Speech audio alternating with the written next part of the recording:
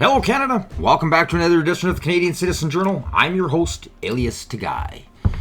Well, there's a pile of, we'll just call it crimes going down in Canada. And all of it seems to be imported, let's just say. And with this whole lack of, federal competence, and reducing sentences favoring certain races and religions over, especially colors, this whole color separation. We've allowed racism back into our country again. You know, we were one of the very few countries that, since its conception, was completely against the idea of lowering or raising a class about race or color. We fought this from the very core. It's really probably the most hardcore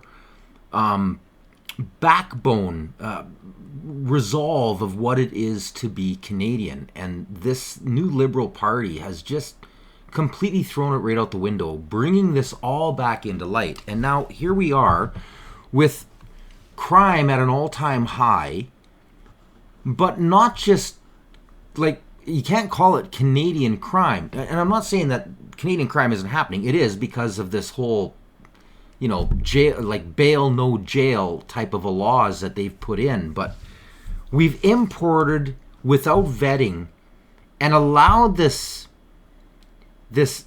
idea that, well, it's a cultural thing, or, well, we'll call it a mental health thing, or, well, we're just going to... These excuses that are made, whereas if it's a person who's first, second, third generation Canadian, you get a completely different type of a fine and sentence. And it's really starting to show. And now, last night, there was a lady who was delifed. And the way it started out was very strange. I got a notification from somebody saying, check this out.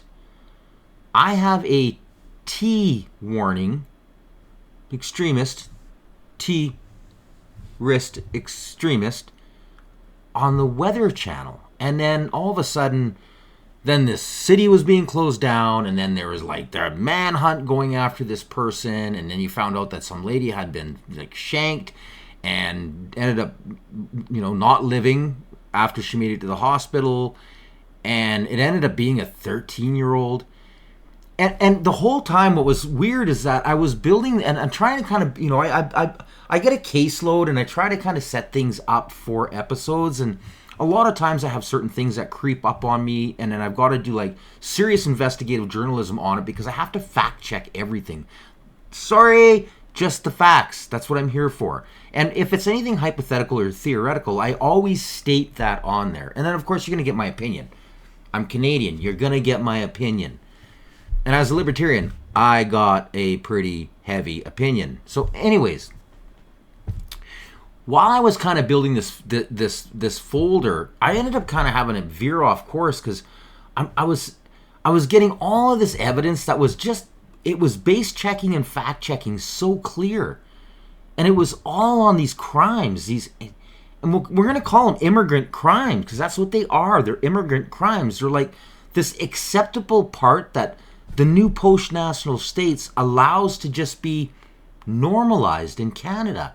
And I was only going to do a small segment on it, but lo and behold, 75% of tonight's show, this morning's show, is all going to be based on like crime, and I'm talking crazy, weird ass, just the un-Canadian crime. And media just accepts it. It's really hard finding mainstream even reporting on a lot of it. So I apologize. A lot of this stuff tonight's going to be off of X, and I know a lot of you don't go on X because you got to pay. I mean, you don't have to, but if you don't get all the perks, all the information. You can't do the comments, you can't do the investigative part, and you can't fact check. So you kind of get just stuck in this limbo thing, which kind of sucks. Elon, you got to do something about this. Now, It is truly the largest platform for free speech on the planet. And it's saved free speech. Now, we're going to kind of dabble on it. I'm going to get to this whole 13-year-old thing here kind of midway. But I'm just going to start off with a few things I wanted to do anyways. And then we're just going to kind of bleed right into it, pardon the pun. And then kind of bleed right out of it, pardon the pun.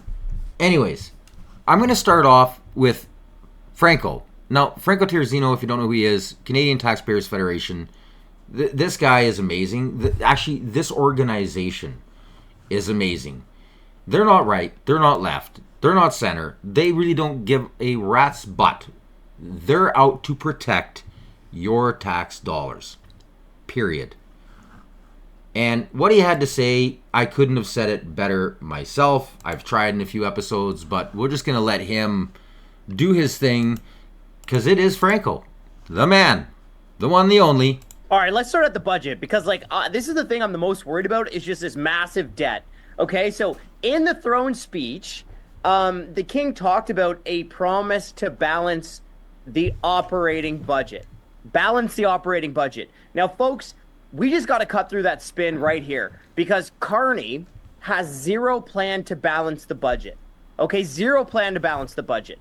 Carney's platform, his election platform, would add about $225 billion to the debt over 4 years. Okay, let me just read you the deficit numbers in his platform. 2025, $62 billion. 2026, $60 billion. 2027, $55 billion. The deficit in 2028, $48 billion. Okay, that isn't a balanced budget at all. That's tens of billions of dollars added to the debt every single year. In fact, over those same 4 years, Trudeau was planning to add $131 billion to the debt. So beep, boop, do the math. And Carney is planning to add almost $100 billion more to the debt than what even Trudeau was planning to do. Now, I had mentioned this on the previous episode. This is Governor Turd 2.0. This is completely, I mean, we're already bankrupt. Over $1 billion a week, just in interest, people. Carney is going to finish the job. The WEF wipeout of our nation. We are so apologetic as a people. Sorry. Oh, I'm sorry. No, I'm sorry. We're like Chip and Dale, except for we're completely stoned on like 17 pounds of the best marijuana you can get from the mountains in Vancouver, in BC. That's how bad this is. We have so many people in Canada who are just, I'm a Liberal. I'm just going to vote Liberal. Wow, are we in trouble? And now, let's dive into kind of just all hell breaking loose in Canada. And I'm going to start with this. Now, for those of you who don't know, this is Life with Sundrin. I brought him up on a few other episodes. I follow this guy. He does amazing work, okay?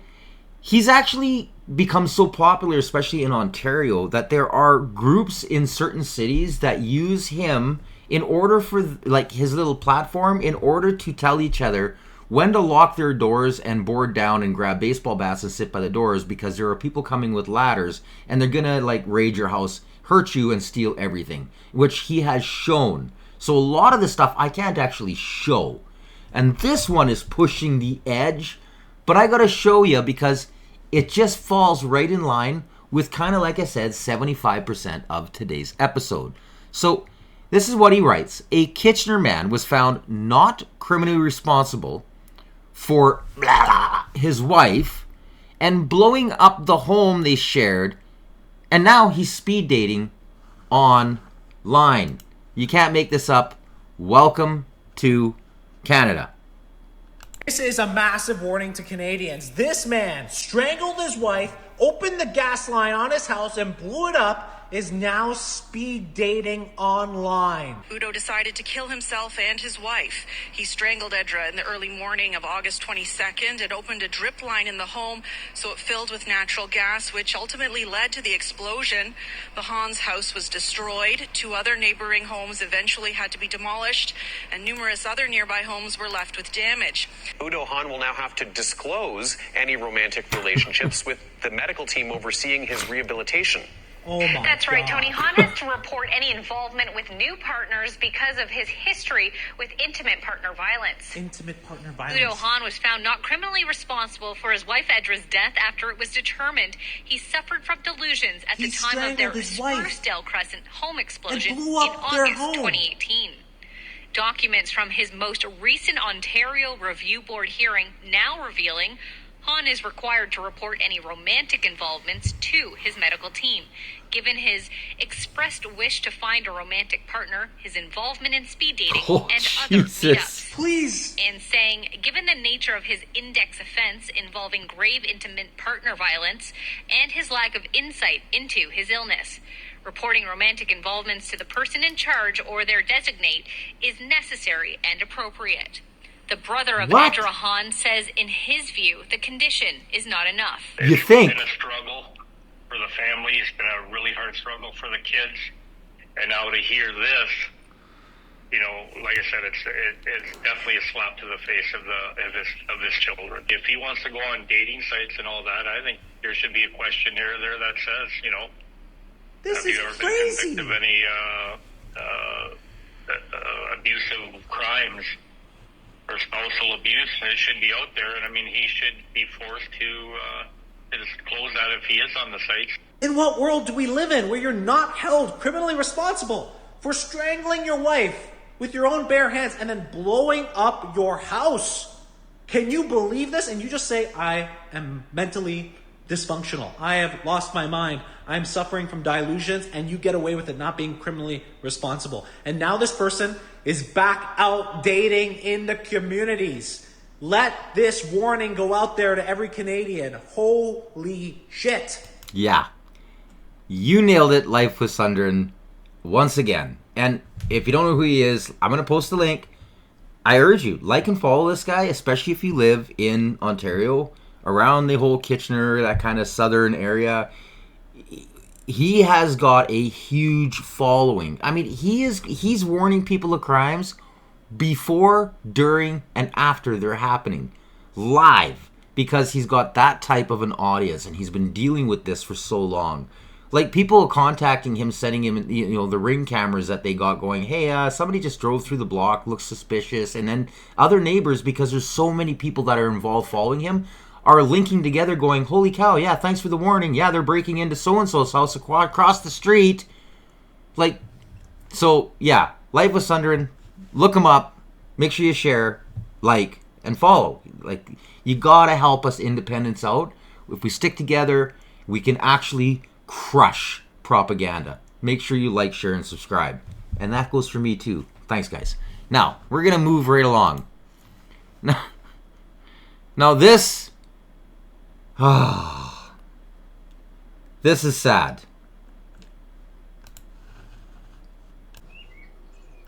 There are still no answers tonight about what caused a deadly bus crash Wednesday in Horseshoe Bay. A 4-year-old boy was killed. His mother and a family friend sent to hospital.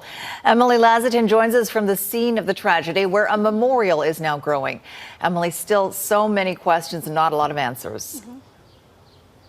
Yeah, and a lot of people today passing by, Sophie, are dropping off flowers, asking us, too, what happened? How could a bus jump the curb? And we know that these investigations can take a long time sometimes. Meanwhile, though, we did speak to someone close to the family, and we're learning today that the young boy, his mother, and a family friend were just coming home from a day trip from Bowen Island before tragedy struck. Behind me now, over my shoulder, there is a small memorial growing. People leaving messages, flowers, and stuffed animals. There was a blue airplane with a note reading, fly to the heavens, little man, and we're told he was an only child. I'm representing the spirit and the heavy hearts that we all feel. Bright flowers symbolizing a dark afternoon Wednesday when a 4-year-old boy was hit and killed by a TransLink bus near the Horseshoe Bay Ferry Terminal.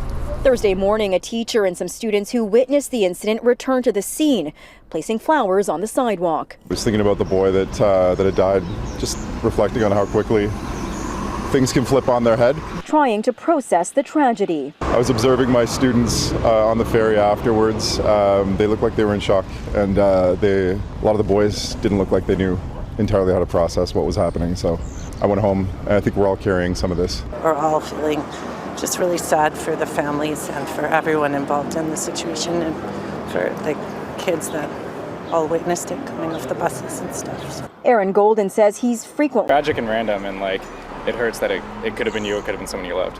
Yeah. And no answers. And the funny thing is over the course of the last week, I have been seeing these pop up. And this is terrifying. But this is happening. Literally happening in our streets. Watch carefully.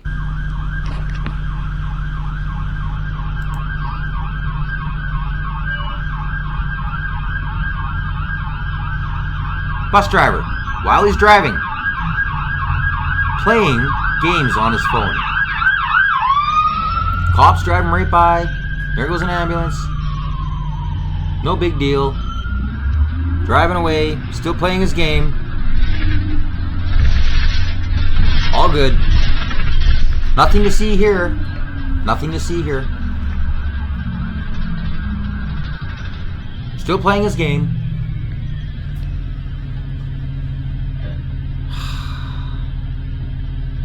Stop to stop, playing his game. No biggie, right? Oh, wait. There's more. Then we've got this one.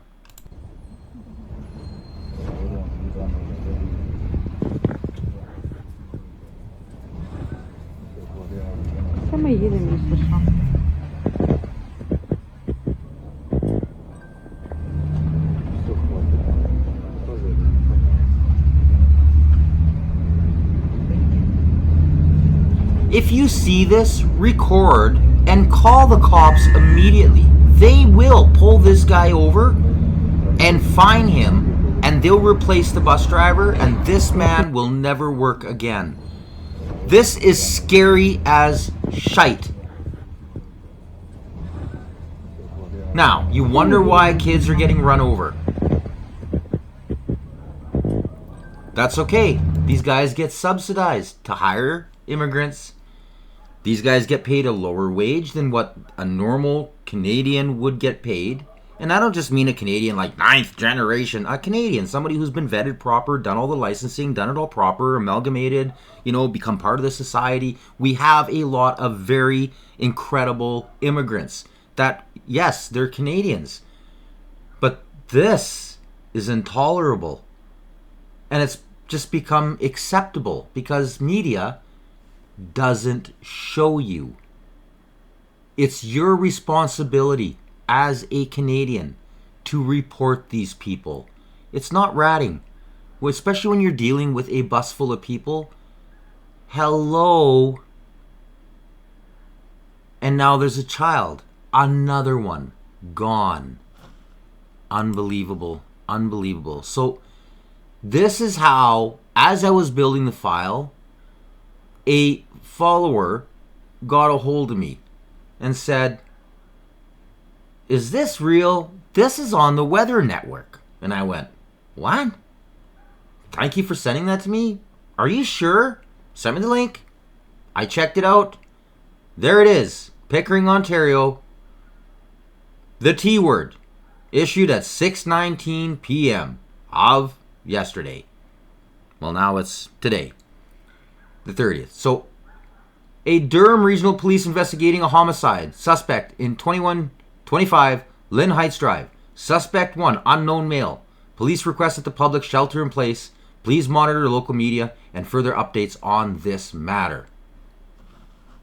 Then, we got some news clips And the news clips came out, a brown man, younger, 6 feet, 5'10" to 6 feet, blah, blah, blah, blah, blah, on the prowl. No, police are looking for him, and they released this. Out of her home when she was approached by a male who we believe is unknown to her. After a brief interaction, the suspect stabbed the female in a sadistic and cowardly, unprovoked attack that was captured on video. The female was rushed to a Toronto area trauma center where she has succumbed to her injuries. The male suspect fled the scene on foot in an eastward direction. He is described as male, brown, wearing a surgical mask, a long black skinny jacket, and carrying a black... Now, back to this mask thing. Canada needs to ban them. If you cover your face, it should be against the law.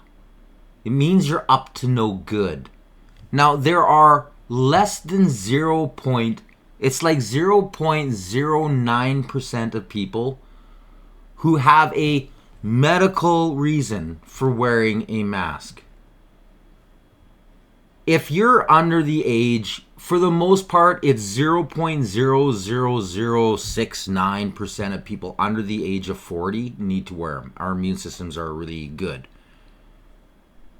It's a form of hiding your face. And after this whole Wuhan crap that they put out, which the States is slowly unraveling, and thanks to some amazing doctors, I'm going to have to make a members only video on it because I can't talk about it here, have like completely shown and exposed, especially here in Canada, how corrupt our government was on it. How the pharmaceutical companies, like, they're out of control. This whole mask thing became normal. And now we're seeing it being used for, well, evil. Evil begets evil. And they get away with it. So now you got this mask guy. He shouldn't have been wearing a mask in the beginning. You see somebody with a mask, call the cops. Call the cops. You see a guy wearing a mask, call the cops. And just say, something suspicious, young guy wearing a mask. That's pretty much says it all. Black bag. We believe him to be on foot in this area and armed. We issued an alert on our to the public on our social media channels, and following that, we issued a public safety alert through to the community through the OPP.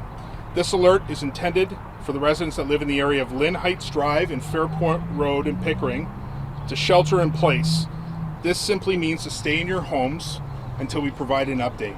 Now, so then I get I'm looking it up because I got this weather net thing, and then I'm going through all the channels, and normally I've got like 5 TVs, always playing the different things in the background, all my research, and I got my studio, and then I got an office, and all of a sudden, boom, I'm seeing this, and then this comes up, and I'm like, okay, cool, okay, so they warned, and then I'm going, okay, so now what? This is already time's progressing, and then on X, I see this get posted. And I'm like, I hope they sent this to the cops because this is part of the investigation, isn't it?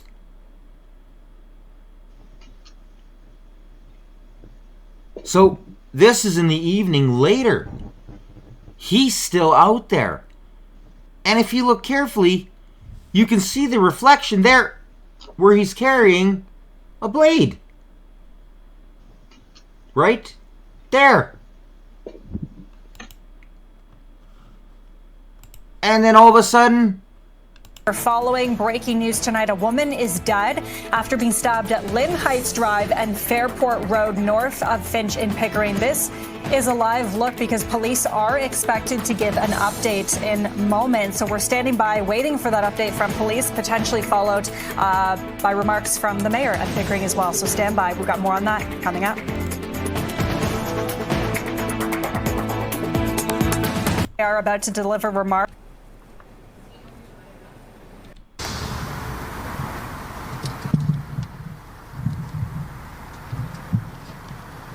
He looks rattled.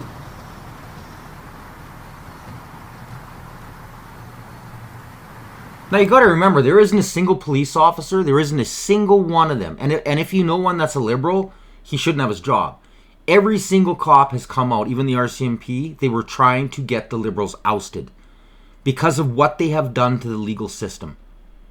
The whole bail not jail, the racism that they've allowed, the division they've allowed, the flooding of unvetted immigrants, they're seeing it firsthand.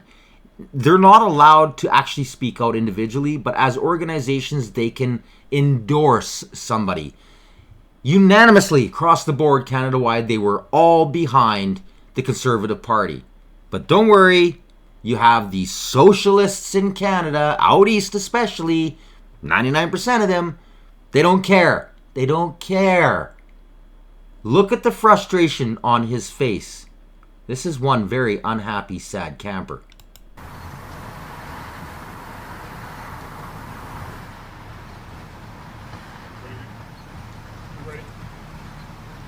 We're good? Good evening, and thanks again for waiting for us here. I'm here to provide an update on the murder of the elderly female that happened this afternoon in Pickering. We're announcing that we've arrested a 13-year-old male from Pickering. 13. And he's been arrested by our tactical support unit without incident. I want to thank the members of our communities for sheltering in place and doing exactly what we asked them to do. At this point here, you can go freely about your day-to-day lives. I also want to thank our officers who brought a quick resolution to this horrible incident. I want to extend a special thanks to the Ontario Provincial Police and the Toronto Police Service and the City of Pickering for their support during this time. This resolution was made possible due to the number of resources we had available and is a reflection on the important partnerships we have with other public safety agencies. So at this point, we're lifting the public safety shelter in place, and there's no longer a danger to the public. And again, I want to express my deepest condolences to the family of the deceased female, where our service will be providing her support, all of the family support for the foreseeable future. Now, I wanted to come out here and announce that there was no longer a public safety risk and that the public could go about their business. There will be a further release that will list all the charges, and as you can appreciate, that investigation is just really started in earnest. This was believed to be random. Any connection between this teenager and the senior woman victim? Yeah, that forms part of our investigation at this point. There doesn't seem to be, but the investigation will reveal exactly what the relationship, if any, existed between the victim and who we allege to be the perpetrator. Any more information you can provide on how he was brought into custody, how far he got? I'm not going to get into the details of the arrest. The investigation is in its infancy at this point, and that may form part of the evidence. Can you speak on the concern of this being such a young suspect?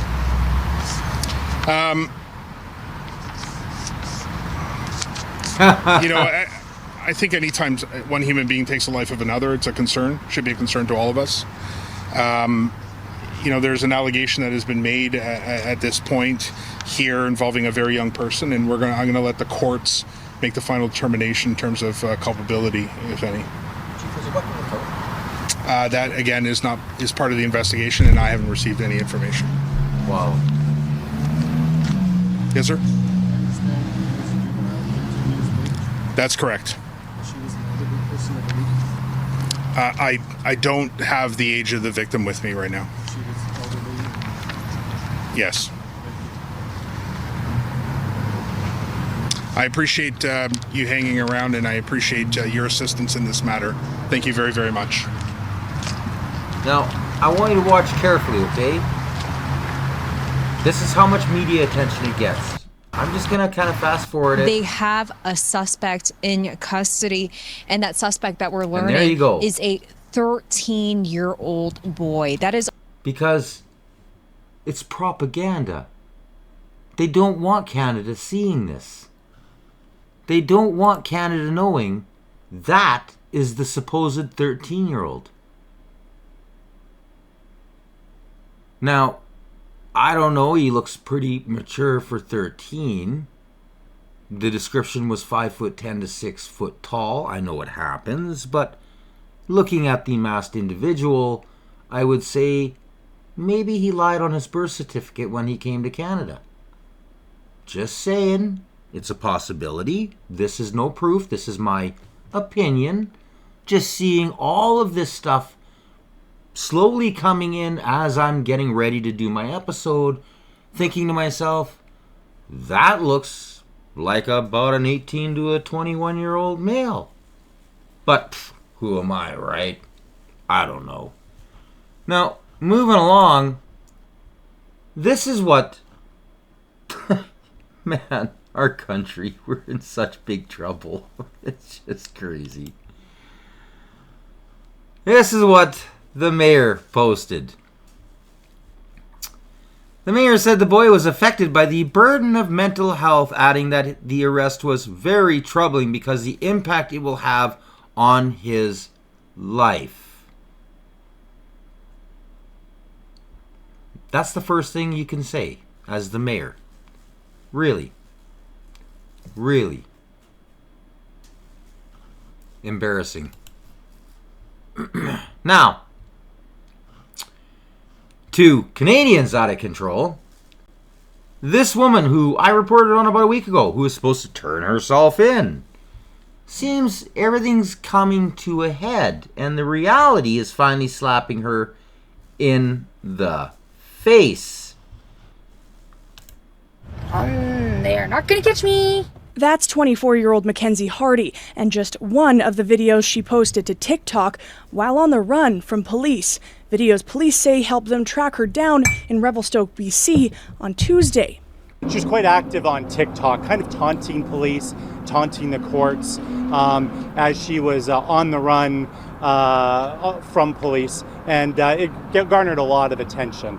But Hardy wasn't alone. Police arrested her alongside her boyfriend, 27-year-old David Joseph Wood. Police say the duo was walking away from a stolen vehicle. This is the pair on May 17th when Global News interviewed Hardy and met her boyfriend. What's your name? David. Police say it was Wood who helped Hardy escape and have charged him with assisting escape of prisoner, identity fraud, and uttering a forged document. Hardy told us she didn't know how she got out. I seriously think it's a government mess up. Because I was supposed to go for bail 2 weeks after being released. I had a bail plan all worked out with my lawyer.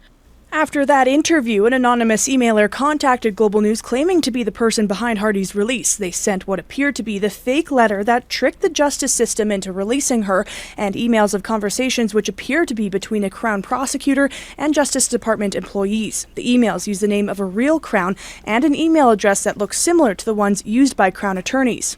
They need to start using things like secure emails and knowing it's coming from a specific lawyer office. It's like at work every 6 months I have to do some type of a course to learn about phishing scams, right? Dan Jones says since this case deals with a non-violent offender, he says it feels like it could be a sitcom episode. She would be caught eventually, but if she was wasn't on social media, there would not be anywhere near the attention to this case that there was as a result of what she did. Hardy is now charged with escaping lawful custody on top of the charges she was already facing. She and Wood are being brought back to Alberta to appear in court. Jacqueline Cusi. If it's that easy. Really? Wow. Wow, our country's so broken. Now, Poilievre put this out.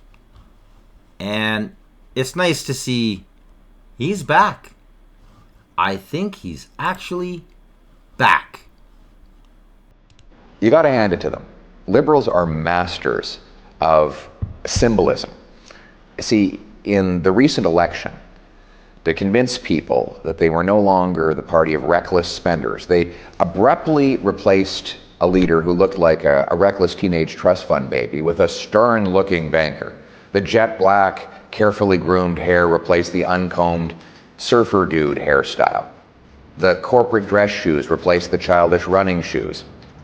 The MBA lingo replaced the dreamy rhetoric. The spend less, invest more slogan replaced the budgets will balance themselves rhetoric of Justin Trudeau. Wow, what a change. But do the numbers back up the symbolism? Well, we found out this week.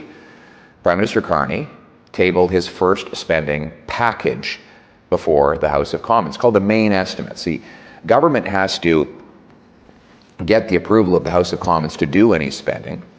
So they put forward this package, and it will stack up against the previous Trudeau spending. And to be fair, Mr. Carney's spending is not as bad as Trudeau's. It's worse to start with. We know that he inherited a morbidly obese Liberal government, and he promised to, quote, spend less. But his first spending bill will increase costs by 8% more than Trudeau did in his last year in office. Let's get this straight. Justin Trudeau doubled our national debt and nearly doubled the cost of government. And Mark Carney was elected to bring those costs down, and in the first year after taking office, the year when you would expect him to take action against those out-of-control costs, he actually increased them by 8%. In fact, the spending will grow almost 3 times faster than the combined rate of inflation and population growth. It is a $500 billion spending bill with no budget. Ouch! Single moms, seniors, and small businesses must budget before they spend. How come this supposedly brilliant banker cannot do the same, especially after he went around the country claiming to be the man with the plan? And no, this new spending is not, quote, investment, as he likes to say. Consultants, for example, get a record-smashing $26 billion, up 36% in just 1 year. I reported on this on yesterday's episode. This is something not a lot of people are talking about. This was a huge factor in why the Liberals were polling so low. Is they were finding out that they were spending huge tax dollars on using consulting companies to manipulate the public for voting power. These guys are like gonna make it look like tips. These guys are making, holy, what they're spending on consultants is insane. And what Carney has already spent. The second he got into the leadership and won the Liberal Party chair, Prime Minister, before the actual election, leading up to the election, he broke every record on the amount of money spent. Like 13 or 18% of the money went to consultants on how to win the election. You paid for that, people. Using your own tax dollars against you in order to find out through these consulting firms how to manipulate not only the people but the press, everything on how to remain and take more power. That is evil. Unbelievable. That's over $1,400 for every household in Canada in federal government consultants for the coming year. Spending on bureaucracy is up 6% to $63 billion. Again, almost doubling the pace of inflation and population growth. He literally promised in his Tuesday morning throne speech to cap operating spending at 2% per year. And then the afternoon of the same day, his government introduced a bill that would boost the overall spending by 8%. In other words, 4 times higher than he had promised that morning. Liberals changed the face at the top. You know, they plagiarized conservative economic speeches and messages. But all that really matters is the numbers. And the numbers don't lie. This is the same Liberal spend by the same Liberal team, which will bring the same Liberal debt, Liberal inflation, and Liberal taxes. It will mean our youth are... It's one of my favorite sayings. Numbers don't lie.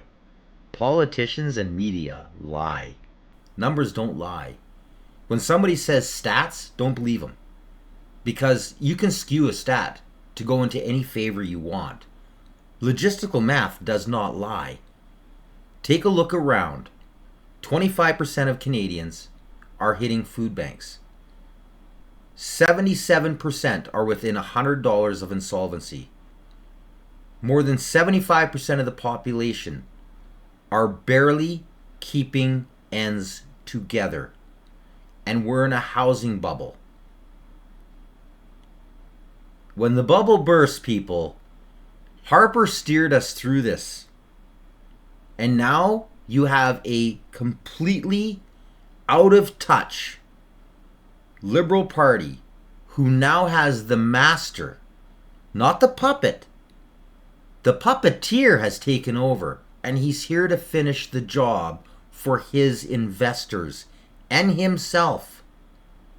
We're in serious trouble. Are still unable to afford homes. Mothers lined up at food banks. Seniors choosing between eating and heating. You know, you'll have to think twice before you even go for a little cup of coffee. So what do we do about it? Well, Conservatives are going to use our increased numbers in the House of Commons. We got an extra 24 seats and 2.4 million votes to fight for a lower cost government and more money in your pocket. We want cuts to bureaucracy, consultants, corporate welfare, foreign aid, and other wasteful spending to bring down debt, taxes, and inflation. We'll put hard caps on government spending. Instead of printing money, we'll empower Canadians to produce more of the stuff money buys: energy, homes, food, and more. That will bolster purchasing power with bigger paychecks that retain their buying power. We want to put you back in charge of your life and your money. We don't need a change in hairstyle in Canada. Not a new suit or a nice pair of shoes or even a fancy resume. What we need is a change in direction. Now, what a lot of people aren't aware of, and the media keeps on trying to make it look like the Conservatives got whomped. They didn't. There was a consolidation of votes.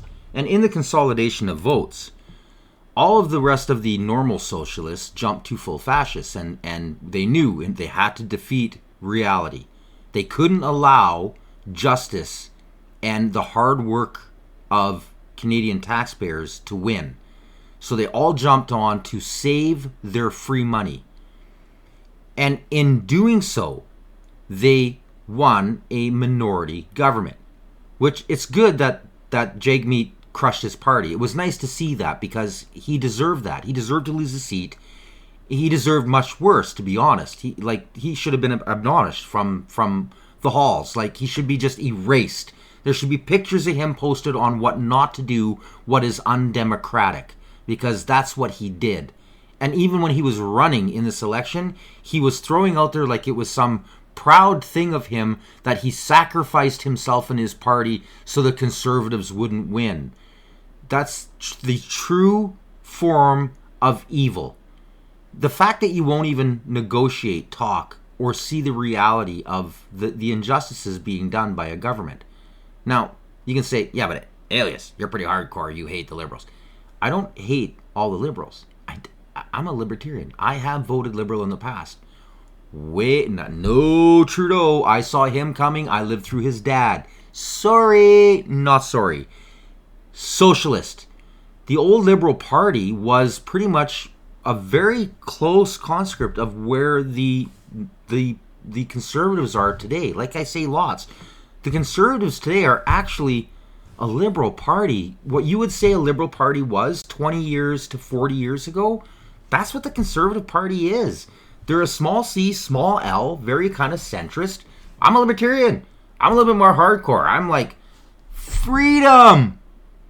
I believe if you buy something, you should have the right to own it and never have to pay taxes on it again. I believe in freedom. So, anyways, there's only 487,000 people separating these two parties. Let that sink in. 487,000 votes separate these two parties. So if 500,000 people would have voted Conservative, the tables would be turned. It was one of the closest elections in Canadian history. We have had more ridings that have been close calls than any other time in Canadian history. Which a lot of people are going, we have electoral problems. There's fraud. There's corruption. And to be honest, I can't necessarily say guaranteed there is, but after seeing how a lot of these overturnings and they were finding votes and what they did to the North and the use of the propaganda, there was definitely election interference. Because if you have paid propaganda, you have state media, which means you don't have democracy. Because there's all those people who have no other means to get real news. So make sure you like, share, and subscribe. Now, moving on. Wildfires. This is getting out of control, people. More than 160 active fires across Canada, half of them deemed out of control. So many, we now need international firefighters to help. Mexico, United States, Australia, New Zealand. So we'll go there first, the partners that we have agreement with. The Canadian Interagency Forest Fire Centre moved to its highest alert level today. Last year, that level 5 only came mid-July. Help is needed most in northern Saskatchewan and Manitoba. While evacuation orders are in place for some communities in northern Saskatchewan and Alberta, the most staggering are in Manitoba. 17,000 people forced to find safe places to stay and wondering about homes left behind. We've got mines surrounding us. There's highways that are being closed. We need this out as soon as possible. The new Minister for Emergency Management says Manitoba asked for urgent air evacuation help last night. Those Air Force planes were deployed, and they're in the process of evacuating people from those communities at this time. We make water bombers here in Canada. Why are we not fully equipped with a national flying force of water bombers and a trained up national firefighting force? Because you keep supporting liberal policies, you fascist drunk. She is the main reason Canada is where it is today. Waste of skin. Have another drink. May. This is something the Prairies has been talking about for 60 years. BC, Alberta, Saskatchewan, Manitoba, Northern Ontario have been screaming about this and really loud for the last 30 to 40 years. Why do we not have a national implementation of forestry firefighters? We should be known around the world. Oh, right. Because you have people like her. Waste of skin. I ain't giving her any more time. I can't handle her. Now, a splash of reality. Now, I talk about Kean Brext all the time. He's a young guy. He has his kind of counter signal is his thing, but he works with Juno and he's been around for a long time. For a young guy, he's been around a long time. He is a very good journalist. One of the top 10, 15, top 20 for sure in Canada. This is his dad who ran and won. I want you to listen carefully to what he says, because this is what we need in Parliament. Let's hear it, David. Let's be honest with Canadians. We don't need to renew the consensus on immigration, the one that's fueled the Liberal political ambition for a decade. We need to rebuild this country for Canadians. We don't need to gaslight working families into acceptance of out-of-control immigration while wages stagnate, house prices explode, and services collapse. We need to restore common sense and put Canadians first in their own country. We don't need more empty promises. We need paychecks you can raise a family on, homes you can actually afford, and streets you feel safe walking down. We need less gatekeeping, less government, and a whole lot more grit. Yeah. Mr. Speaker. Oh, you hear that? That was up from the rafters. Yeah. I come from the part of Canada that feeds this country and fuels its economy. So you'll understand if I speak plainly. Because where I come from, words matter. But work and deeds matter more. Yeah. I'm here to fight for the honest worker, the family farmer, the rig hand, the rancher, the welder, the widow, the health worshiper, and every kid who still believes this country can be worth something.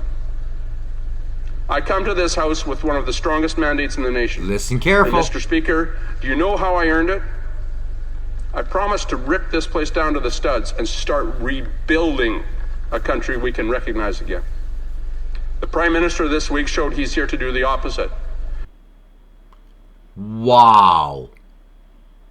Give this man a cigar and a glass of whiskey and a soft clap. This is what we need in Parliament. Cian, you have an amazing father. And the more I look into him, wow. Reminds me of a lot of people I have in my family with that same type of headspace. I'm in shock. I hope this guy runs for the leadership, because this is what Canada needs. Now, we're just going to keep rolling along.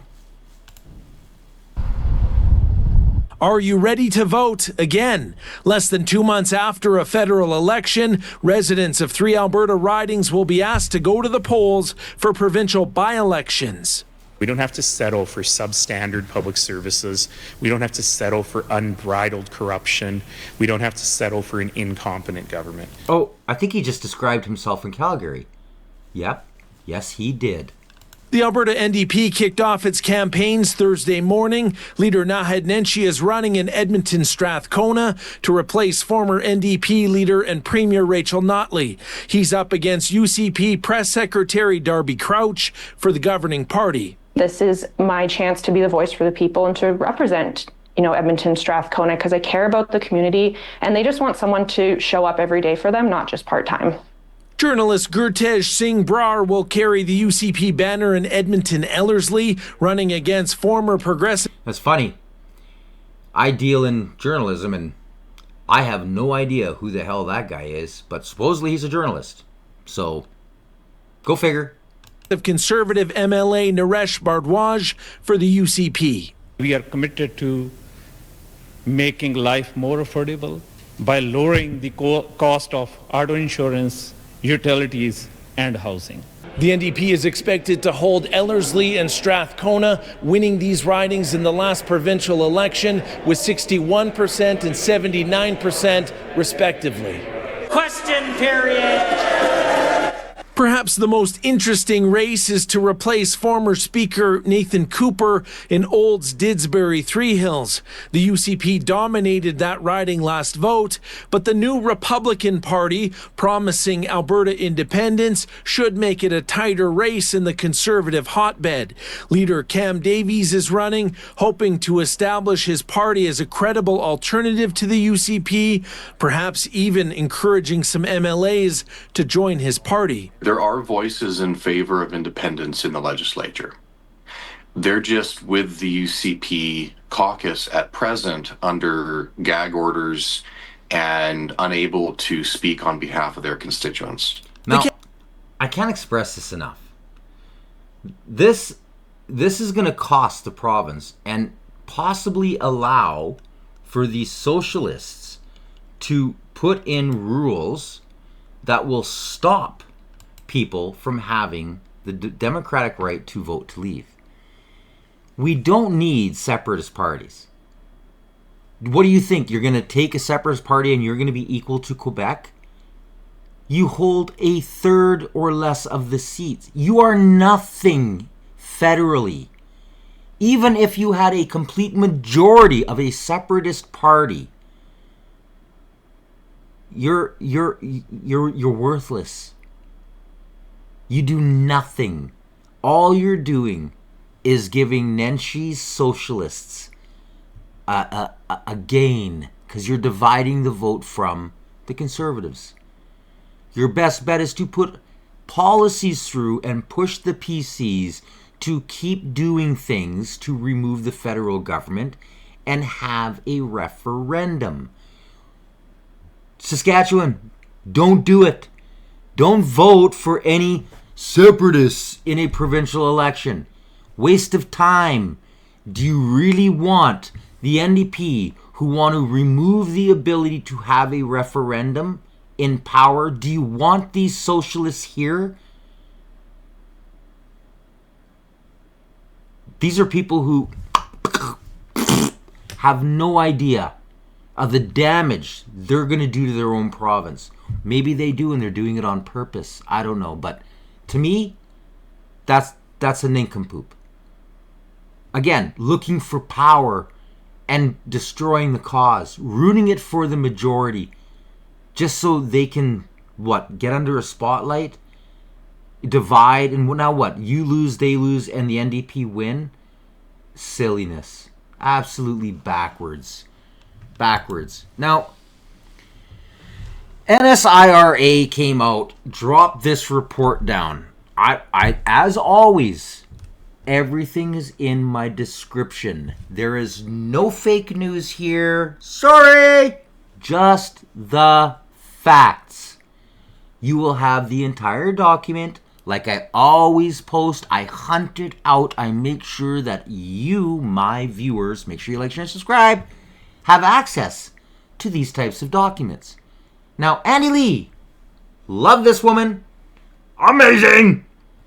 Very good investigative work, digging, always finding stuff, and superlative wording. She's very good at just kind of writing truth to power. Her words. Disturbing details in the new NSIRA report. The CSIS team told NSIRA that they felt abandoned and they believe the absence of a government decision was a decision.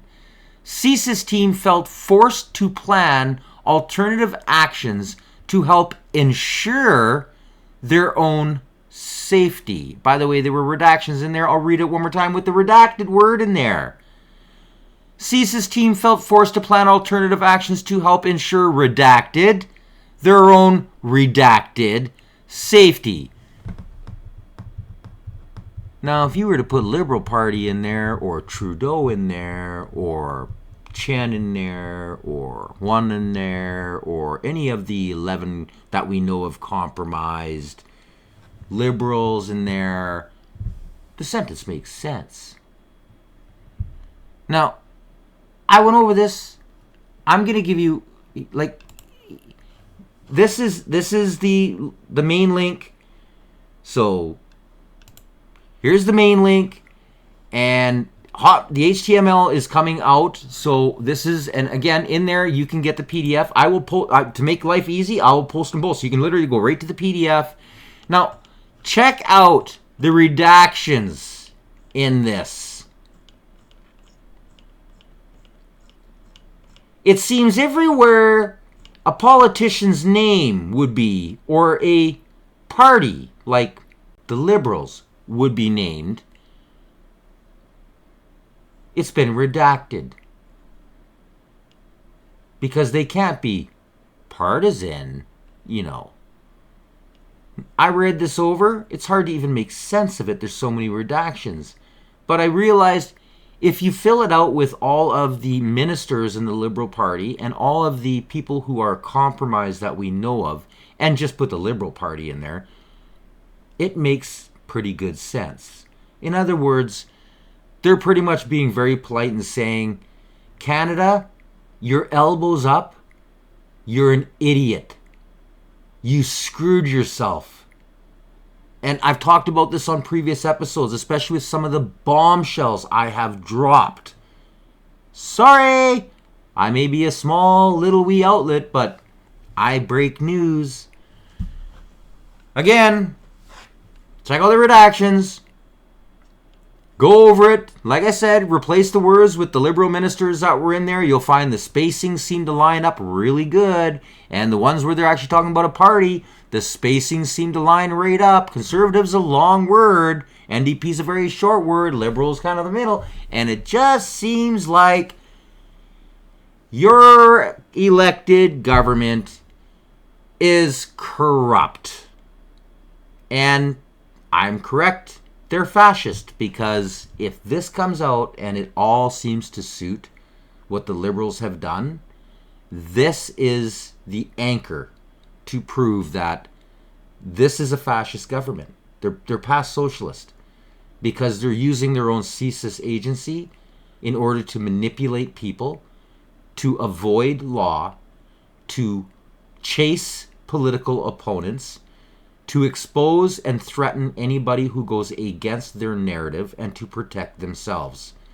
Stalinism, Marxism, communism, all of those fall right into that kind of terminology or wording. Well, you guys, I hope you enjoyed today's episode. What can I tell you? Canada is on fire. We are in big trouble. We have to make sure we topple this government as quick as possible. And to be honest, I'm done. I'm waiting for a referendum. I just need everybody out there to get your boots on the ground, pay attention, be confident, don't be afraid to break sweat, get out there, walk the pavement, work the beat, spread the message. I'm working on a lot of incredible merch, pushing for this kind of directive, and even more that's just Canadian, or I guess Western Canadian now, because we seem to be the last of a dying breed. A post-national state has taken over the rest of Canada, and we're all that's left behind. It is what it is. And I have my membership program. I'll be making a couple videos that, sorry, will not be free. You'll have to pay for them, so they can't be shared and can't be publicly broadcast because they go against Government of Canada protocol. And even then, I gotta watch a little bit what I say, but at least I can be a lot more open and show a lot of facts that are coming out. A lot of facts that I can't talk about. Anyways, make sure you like, share, and subscribe. If you are, punch that notification bell so you don't miss any future episodes. You've watched the Canadian Citizen Journal. I'm your host, Alias Tagai. Stay informed.